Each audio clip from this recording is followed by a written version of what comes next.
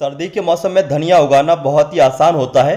सर्दी के मौसम में आप लास्ट अक्टूबर से लेकर के लास्ट अप्रैल तक कभी भी आसानी से धनिया उगा सकते हैं। लेकिन लास्ट अप्रैल के बाद जैसे ही गर्मियां स्टार्ट होती हैं तो गर्मी के मौसम में धनिया उगाना थोड़ा मुश्किल हो जाता है गर्मी की वजह से।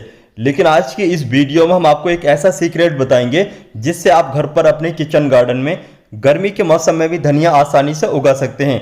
तो अगर आप चाहते हैं गर्मी के मौसम में धनिया अपने किचन गार्डन में आसानी से उगाना तो आज की इस वीडियो को आप शुरू से लास्ट तक जरूर देखें। वीडियो को आप बीच बीच में से बिल्कुल स्किप न करें। इसके अलावा अगर आप हमारी ये वीडियो फेसबुक पर देख रहे हैं तो हमारे पेज को लाइक, अगर यूट्यूब पर देख रहे हैं तो हमसे जुड़ने के लिए हमारे चैनल को सब्सक्राइब कर लें। जैसे कि आप सभी लोग जानते हैं हमारे देश में बीमारी की वजह से लॉकडाउन लग चुका है और लॉकडाउन लगने की वजह से हम सभी लोग अपने घर पर रह रहे हैं।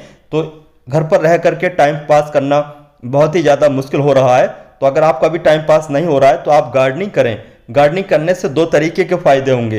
पहली बात, गार्डनिंग करने से हमारी बॉडी की एक्सरसाइज हो जाएगी, इससे हमारा बॉडी बिल्कुल फिट रहेगी। इसके अलावा गार्डनिंग करने से हमारे गार्डन में जब नई सब्जियां, नए फल फूल आएंगे तो इससे हमारा माइंड बिल्कुल फ्रेश रहेगा। बहुत सारे लोगों को डिप्रेशन होता है तो डिप्रेशन का जो मर्ज है वो गार्डनिंग करने से काफ़ी हद तक कम हो जाता है। तो चलिए शुरू करते हैं गर्मी के मौसम में धनिया कैसे उगा सकते हैं। गर्मी के मौसम में अपने किचन गार्डन में ऑर्गेनिक तरीके से हरा धनिया उगाने के लिए सबसे पहले आपको बीज की जरूरत पड़ेगी। तो आपको बीज मार्केट से खरीदने की कोई ज़रूरत नहीं है, बल्कि आपके किचन में इस तरीके का जो सूखा धनिया होता है जिसको हम खाने में इस्तेमाल करते हैं, उसी सूखे धनिया को आप हरा धनिया उगाने के लिए इस्तेमाल कर सकते हैं। लेकिन जो भी आपका किचन वाला धनिया है, इस तरीके का सूखा धनिया, तो उसको आप लगाने से पहले, ग्रो करने से पहले अच्छे तरीके से देख लें ये धनिया घुना हुआ, सड़ा हुआ या फिर ख़राब धनिया तो नहीं है, ज़्यादा पुराना तो नहीं है। इसके अलावा ग्रो करने से पहले आपको इसको 1-2 दिन अच्छे तरीके से धूप में सुखाना होगा, उसके बाद ही ग्रो करें। लेकिन ग्रो करने से पहले यहाँ पर एक बात का ये भी ध्यान रखें, आपको डायरेक्ट इस धनिया को नहीं लगाना है, बल्कि इस धनिया को आप सबसे पहले अच्छे तरीके से रगड़ लें, यानी कि एक बीज के 2 बीज कर लें। जब आप इसको रगड़ लेंगे तो एक बीज के 2 बीज बन जाएंगे। तो इस तरीके से अगर आप धनिया को लगाएंगे तो आपका जो धनिया है वो आसानी से ग्रो होगा। बीज को रगड़ने की वजह से, बीज को तोड़ने की वजह से 2 फायदे होंगे। पहली बात, बीज डबल हो जाएंगे और बीज की ग्रोथ भी बहुत जल्दी स्टार्ट होगी। लेकिन अगर हम ऐसे ही बीज को लगा देते हैं तो बीज बहुत देर से स्टार्ट होगा गर्मी की वजह से। लेकिन सर्दी के मौसम में अगर हम बीज बिना तोड़े ही लगा देते हैं तो सर्दी के मौसम में बीज ग्रो तो हो जाता है, लेकिन गर्मी के मौसम में थोड़ा मुश्किल होता है। गर्मी के मौसम में बिना बीज तोड़े अगर हम लगाते हैं तो हमारा जो बीज है वो सॉइल मीडिया के अंदर पड़े पड़े खराब हो जाएगा। किसी भी गार्डनिंग टूल की मदद से इस तरीके से सभी बीज को तोड़ लें। तोड़ने के बाद फिर हम इनको डायरेक्ट नहीं लगाएंगे, यहाँ पर हमें फिर से एक काम करना होगा। इन बीजों को हम लगभग 24 से 48 घंटे तक पानी में भिगो के रखेंगे। पानी में भिगो के रखने के बाद अगर हम बीज को लगाते हैं तो बीज की ग्रोथ और भी जल्दी स्टार्ट होती है। तो हमने यहाँ पर अच्छे तरीके से इस धनिया के सीड्स को तोड़ लिया है। चलिए इस धनिया के बीज को पानी में भिगो के रख देते हैं। तो हमने यहाँ पर इस गिलास में पानी ले रखा है। इस गिलास में पानी लेने के बाद इन सभी धनिया के बीज को अच्छी तरीके से पानी में डुबो देते हैं, अच्छी तरीके से पानी में भिगोने के लिए छोड़ देते हैं। उसके बाद में इन बीज को लगाएंगे। इस गिलास में धनिया के बीज को भिगो के रखे हुए पूरे 24 घंटे का समय हो चुका है। 24 घंटे के बाद चलिए धनिया के बीज को पानी से निकालने के बाद लगा लेते हैं। अब हम बात करेंगे किचन गार्डन में हरा धनिया उगाने के लिए गमला कितना बड़ा चाहिए होगा। तो हम यहाँ पर गमले की जगह इस कैन का इस्तेमाल कर रहे हैं। इस तरीके की कैन हमारे सभी लोगों के घर पर मिल जाती हैं, जिसमें तेल या फिर दूसरे सामान आते हैं। तो इस तरीके की कैन जब खाली हो जाती है तो हम इस तरीके की कैन को इधर उधर फेंक देते हैं या फिर कबाड़ी को बेच देते हैं। तो इस तरीके की कैन्स को आप इधर उधर न फेंकें, न कबाड़ी को बेचें, बल्कि इस तरीके की कैन में आप धनिया, मेथी, पालक बहुत आसान तरीके से उगा सकते हैं। धनिया उगाने के लिए जो भी आपको गमला लेना है या फिर इस तरीके की कैन लेनी है, उसकी गहराई कम से कम 4 इंच होना चाहिए। तो इसकी जो गहराई है वो 4 इंच है, तो इसमें बहुत आसान तरीके से धनिया उग जाएगा। इसके अलावा अगर आपके यहाँ पर इस तरीके की कैन नहीं है तो आप इस तरीके की कैन आपके आसपास से जो भी कबाड़ी की दुकान होती है वहाँ से बहुत आसान तरीके से सस्ते दामों में खरीद सकते हैं। लेकिन धनिया उगाने से पहले इसके बॉटम में आप 1 से अधिक ड्रेनेज होल ज़रूर बना लें, जिससे कि फालतू पानी आसानी से बाहर निकल जाए।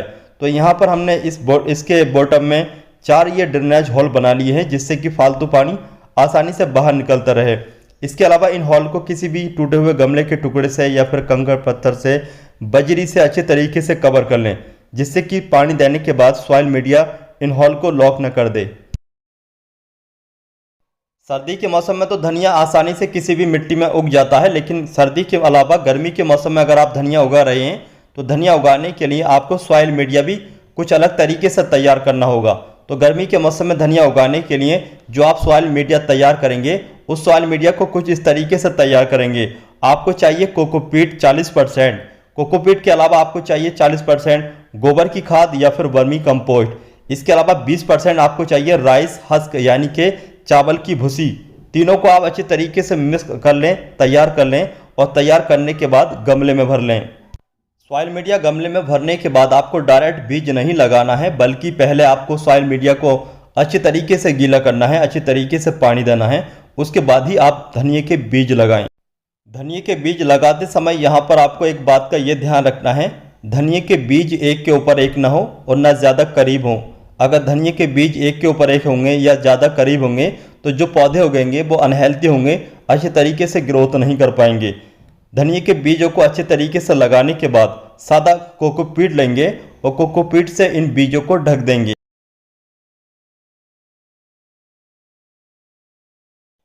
बीजों को ढकने के बाद अब हम अच्छे तरीके से पानी देंगे। पानी देने के बाद इन कैन को हम ऐसी जगह रखेंगे जहां पर डायरेक्ट पूरा दिन की धूप ना आती हो, बल्कि सुबह की धूप आती हो या फिर शाम की धूप आती हो। अगर हम डायरेक्ट पूरा दिन की धूप वाली जगह पर रख देंगे तो जो बीज हैं वो अच्छे तरीके से ग्रोथ नहीं कर पाएंगे। इसके अलावा गर्मी ज़्यादा है तो ज़्यादा गर्मी की वजह से इन सॉइल मीडिया में पानी की कमी हो जाएगी, और पानी की कमी की वजह से हमारे जो बीज हैं वो मिट्टी के अंदर पड़े पड़े खराब हो जाएंगे। प्लास्टिक के इन कैंस में धनिए के सीड्स लगाने के 15 दिन के बाद का यह रिजल्ट है। 15 दिन के बाद जैसे कि आप देख सकते हैं सभी कैंस में अच्छे तरीके से धनिए के छोटे छोटे पौधे उगाए हैं। पौधे बिल्कुल ग्रीन और हेल्थी हैं। यहाँ पर एक बात का आपको खास तौर से ध्यान रखना है, गर्मी के मौसम में आप जब तक बीज ना उगें या फिर बीज उग भी जाएं, पौधे उग भी जाएं, तब भी आपको 2 बार पानी देना चाहिए। अगर गर्मी के मौसम में आप 2 बार पानी नहीं देंगे, पानी की कमी हो जाएगी, तो जो पौधे उगेंगे या तो वो पौधे खराब हो जाएंगे पानी की कमी की वजह से, या फिर जो बीज हैं मिट्टी के अंदर यानी कि सॉइल मीडिया के अंदर पड़े पड़े खराब हो सकते हैं। इसलिए खास तौर से आपको पानी का ज़रूर ध्यान रखना है। घर पर बेकार पड़ी इन प्लास्टिक की कैंस में धनिया उगाने के 1 महीने के बाद का यह रिजल्ट है। जैसे कि आप देख सकते हैं सभी कैंस में धनिया बहुत ही अच्छे तरीके से उगा हुआ है, बिल्कुल ग्रीन और हेल्थी है। हमारा धनिया बिल्कुल भी ख़राब नहीं हुआ है गर्मी की वजह से, और धनिया की ग्रोथ बहुत ही अच्छी तरीके से चल रही है। यहाँ पर आपको एक बात बताना चाहता हूँ, गर्मी के मौसम में आप या फिर सर्दी के मौसम में धनिया ग्रो कर रहे हैं, जब आपका धनिया इतना बड़ा हो जाए तो आपको वाटर कैन से पानी नहीं देना है। अगर आप शावर की मदद से वाटर कैन में से पानी देंगे तो आपके जो छोटे छोटे ये पौधे हैं ये टूट जाएंगे, यानी कि धनिया एक साइड में झुकने के बाद खराब हो जाएगा। बल्कि आपको कोल्ड ड्रिंक की बोतल लेनी है, कोल्ड ड्रिंक की बोतल की मदद से इस तरीके से पानी देना है। पानी देने के बाद में एक साइड से आप कैन को उठा दें जिससे कि पानी पूरे एरिया में फैल जाए, अच्छे तरीके से धनिया की रूट्स तक पहुंच जाए।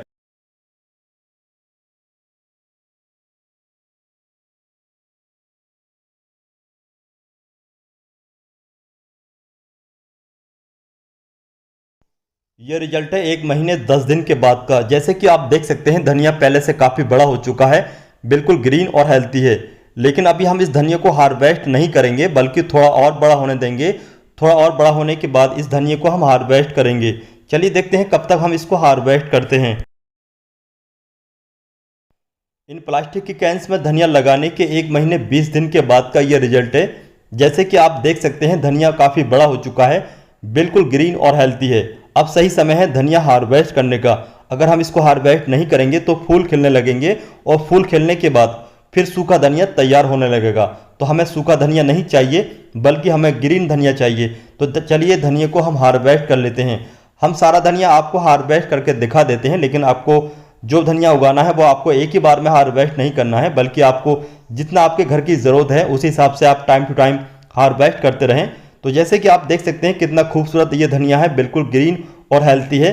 देखने में बहुत ही ज़्यादा अच्छा लग रहा है। ये खाने में और भी ज़्यादा स्वादिष्ट होगा, क्योंकि मार्केट में जो धनिया आता है वो केमिकल के द्वारा तैयार किया जाता है। एनपीके का स्प्रे किया जाता है, एनपीके 1919 का, जिससे हरा धनिया काफ़ी ज़्यादा हरा हो जाता है। जबकि वो हमारी बॉडी के लिए बहुत ही ज़्यादा नुकसानदायक होता है।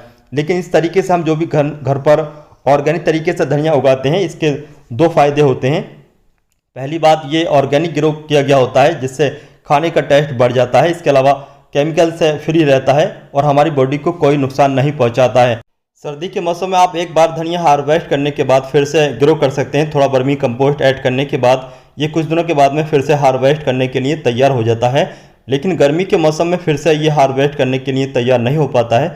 ज़्यादा गर्मी की वजह से नन्हे नन्हे पौधे नहीं उग पाते हैं, या फिर उगते भी हैं तो बहुत ही कम धनिया उग पाता है। तो दोस्तों, आज की इस वीडियो की ये जानकारी धनिया का बीज लगाने से लेकर हार्वेस्ट करने तक आपको कैसी लगी, इसके बारे में आप हमें कमेंट बॉक्स में कमेंट करके ज़रूर बताइए, जिससे कि हमें पता चल सके कि आपको आज की हमारी ये वीडियो कैसी लगी।